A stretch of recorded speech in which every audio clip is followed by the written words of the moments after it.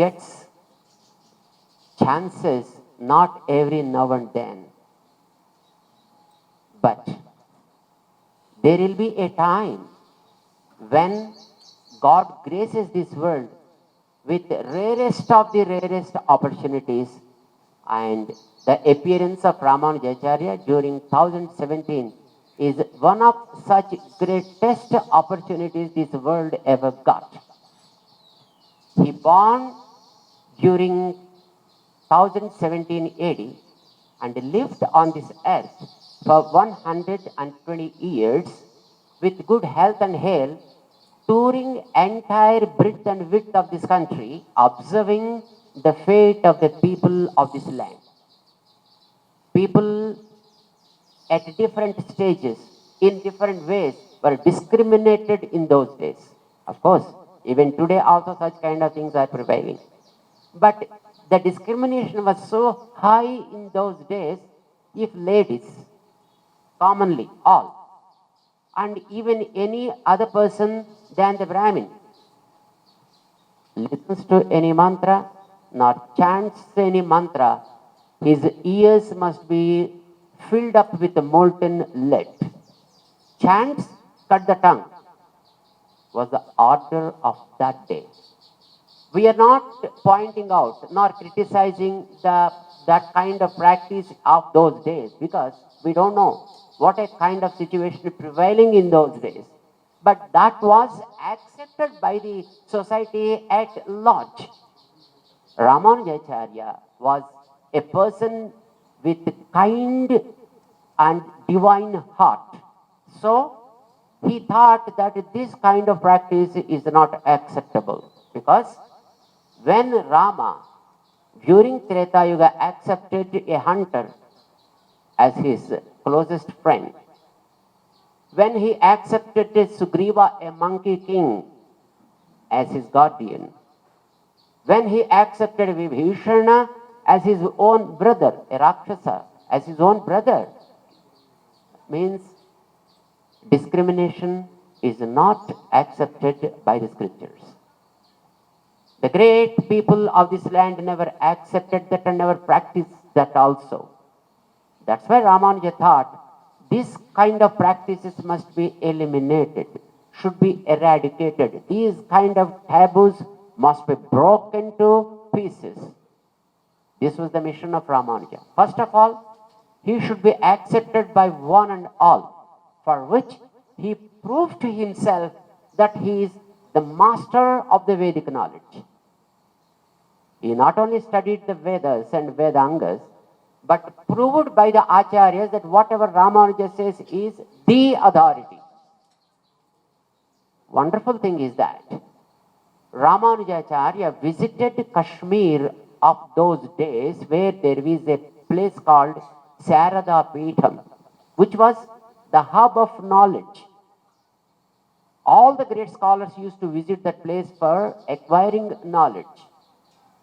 During the Shankaracharya's lifetime also, it seems that he visited that Sarada Peetham to understand the essence of Brahma Sutras, because the direct disciple of Veda Vyasa during 6,000 years before, that means almost 4000 BC, round about that period, his disciple's grand disciple called Bodhayana understood the essence of Brahma Sutras and presented a beautiful commentary over them called Bodhayana Vritti, and that book is available there, for which Shankaracharya visited that place. Even after, during Ramanuja's period also, he visited that Sarada Peetham and explained the meaning of that Kapyasa Sriti, which is very famously known from Chandogya Upanishad. It seems in the story, the goddess Sarada, that means goddess Saraswati, appeared before him and said, "Oh Ramanuja, I heard during your young age, you gave a beautiful description to this mantra. Can I hear from you?" Ramanuja, with all humbleness, said, "Ma, what should I tell you? You are the Ma of the knowledge. Is it me to explain such a kind of mantra?" But mother with all kindness and grace said, Hey Ramanuja, I love to listen from you. Just like a mother loves to listen from her babies. Ramanujacharya gave beautiful explanation about that Kapyasa Sruti, listening to which Ma Saraswati was highly pleased and said, Hey Ramanuj, from today onwards you will be considered as a Bhashyakara. That means the perfect commentator. And then she presented the small deity of Lord Haigriva, who is considered as the god of knowledge, the horse-necked god, and presented that to Bhashyakara Ramanujacharya Swami and said, keep it with you for your regular worship, and then disappeared. We can understand the scholarship of Ramanujacharya, at the same time understanding the essence of the Vedas as appreciated by goddess Saraswati.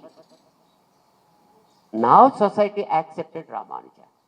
After getting that acceptability by the society, then Ramanuja started his reforms to the society. We know untouchability was one of the greatest crimes on this land people were practicing even in those days. Ramanuja put an end to that.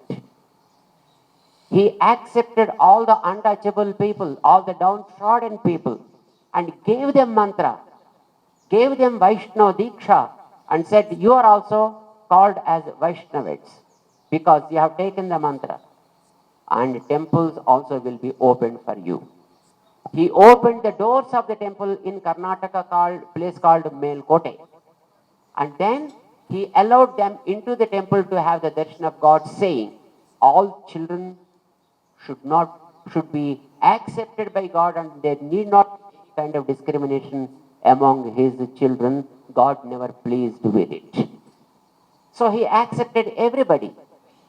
And not only that, he also accepted such a kind of great people as saints, and they should be worshipped. That's why even today, in all the Vaishnava temples, there are 12 alvas, considered, par excellence with their knowledge.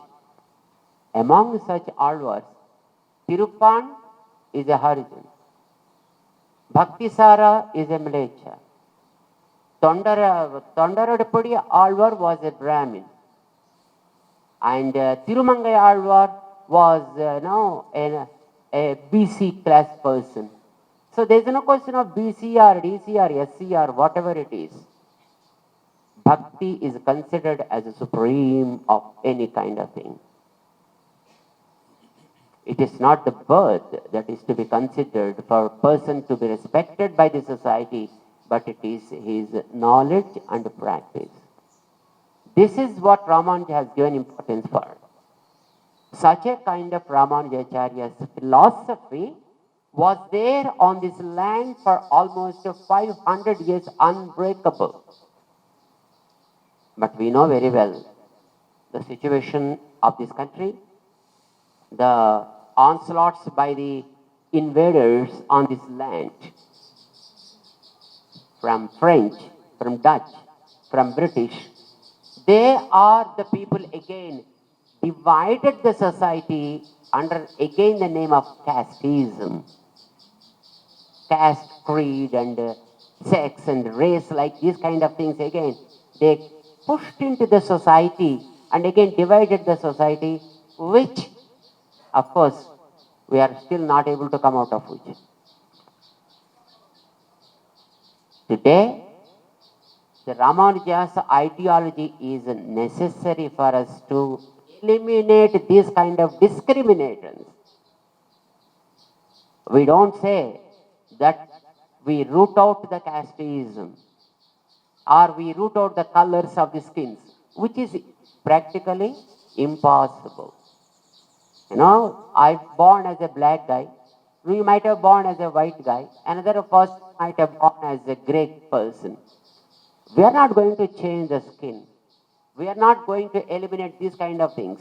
But for sure, we don't want discrimination should be shown by virtue of a person's birth.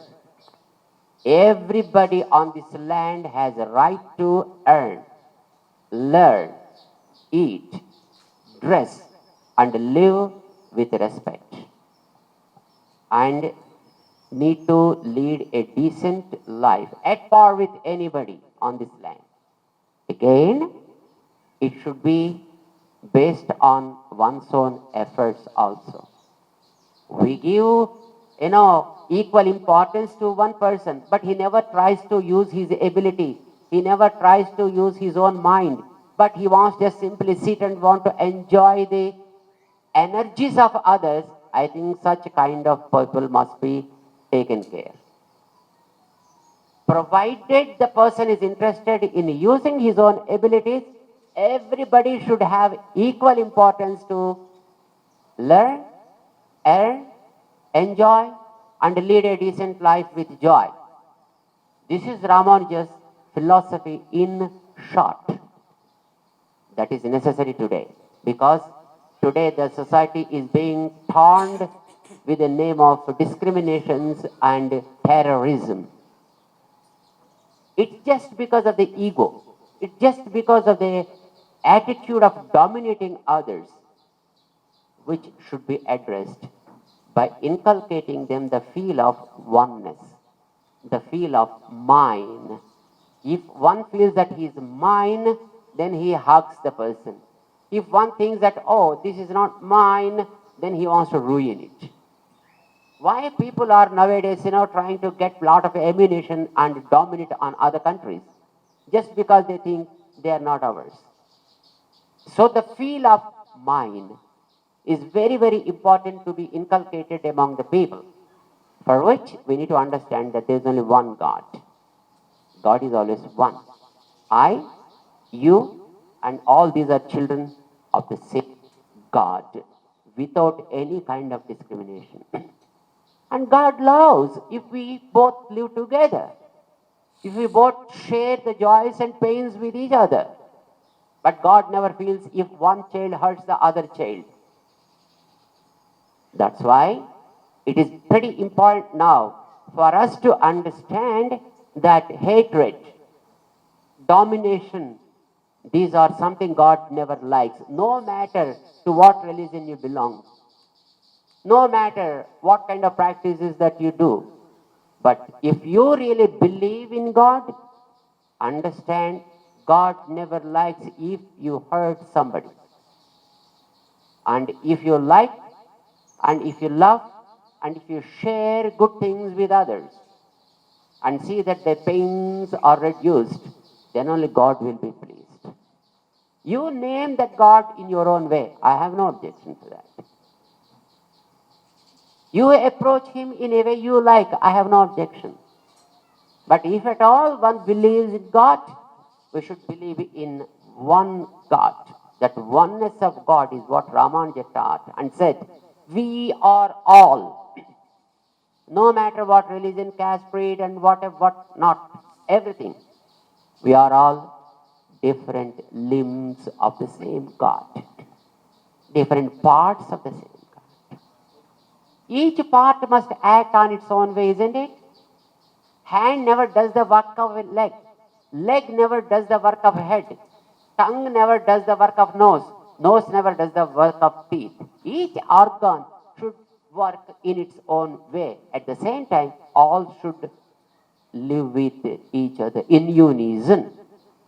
This is what Ramanuja philosophy in short.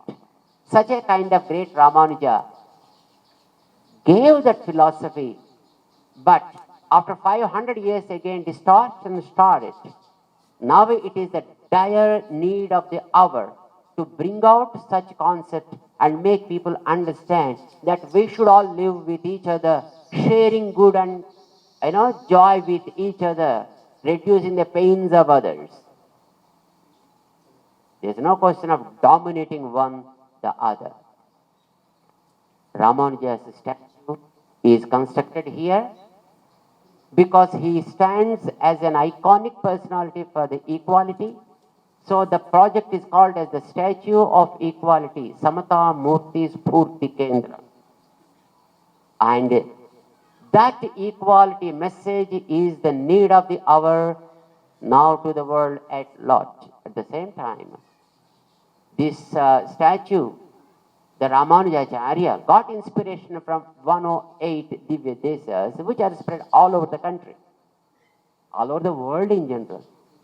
That's why all those 108 places are created around Ramanujacharya with stone. And the consecration is going to take place from 2nd February to 14th of February for 12 days, during which time 1035 kundas, Sri Lakshmi Narayana Yajnam, Mahayajnam is also going to take place. The aim of that is to purify the environment, because nowadays the virus, the dreadful virus, deadly virus is scaring the world. And of course, it's happening since 2 years, but it is still not leaving us. That's why we are all, just wearing the face shields or masks and observing the sanitation process, etc., etc. Of course, we need to follow such kind of things, but at the same time, we should see that this kind of virus should be addressed, eliminated. There is a Vedic process. Offer right ghee with right process, chanting the right mantras. And hence, here, 1035 kundas yagam has been planned, and in which the desi cow's ghee, measuring approximately 200,000 of liters, 2 lakhs of liters of ghee is going to be used in that oven. Such a huge quantity? Yes, it is needed. When the hall is so big and we want to illumine the hall, a small lamp will never do the work.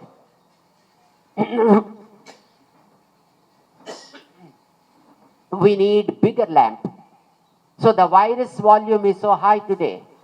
To address that kind of virus, we need this 1035 kundas of yaga for 12 days. So that's why it is performed here. Such a kind of ghee is also being procured from different corners of this country, because there are still good cows preserved in many parts of this country. Though in this part of the country, that kind of cows are in extinct, but they are still available in Rajasthan, in Haryana, in Gujarat, in MP, in Pune, like places. So, ghee is being procured from all those places, which is prepared purely in a traditional manner, like culturing the milk as yogurt, and then churning the yogurt and extracting the cream and then boiling it for making ghee. The natural process, healthy process. So such kind of a healthy ghee will be used for 12 days during the yagam. And even the firewood also, made of cow dung, is only used during the Havan period, which probably going to be 450,000 kilos of firewood made of cow dung. That's being used in this yagam. But all these are to see that the environment should be purified. And my friends, this is high time for all of us. Those who are in belief of equality, those who believe in the values of equality, should join their hands and participate in this function. See that message is spread. Let everybody enjoy the fruit of this action, and let the world live in health and peace with joy. This is the goal of this activity, and there will be about 5,000 Rutviks going to take part in this beautiful yagam. It is very encouraging and also enlightening for all of us to understand that the Honorable President of India gave his consent to participate in this yagam during the Mahapurnahuti time on 14th of this February. And our Honorable Vice President is joining this yagam. And our very beloved and very revered Prime Minister of this country, Sriman Modi ji, is going to unveil and dedicate the Statue of Equality on 5th of February. And our beloved Home Minister Amit Shah ji is accepted to join the activity in one of the days. And we met with Shriman Rajnath Singh ji and with Nitish Gadkar ji and many other respected ministers and also our Chief Justice of our Supreme Court, Sriman Ramana ji, also accepted, gave his consent to join this event. And all are coming and joining this event from 3rd February to 14th of February. Second evening it's going to be initiated. And we are planning to invite all the chief ministers and governors and justices of our country. And at the same time, we wish that all the acharyas belonging to different schools of thought, like Shankaracharyas, Madhvacharyas, and Mahamandaleswars, and different akhadas of North India, and so many other acharyas of adhinams from South India, belonging to Saiva Sampradaya, Shakti Sampradaya, and Basava Sampradaya, and Jain, Madhva, and Bauddha Sampradaya, etc. All sorts of the acharyas from all walks of life. We are inviting them all, and we are sure that they love to participate and join the event along with us all. So, we extend our warm and hearty welcome to all the devotees, those who are in India or otherwise any part of the world, to join this event and get the warmth of the Acharya's grace. At the same time, from today on, for us the countdown is 135 days. 1035 Pundas Yagam we are going to have. But till then, we need to strengthen ourselves, isn't it? So, we appeal all the devotees and we extend our invitation to one and all to start chanting one mantra. And that mantra is Vande Guru Paramparam.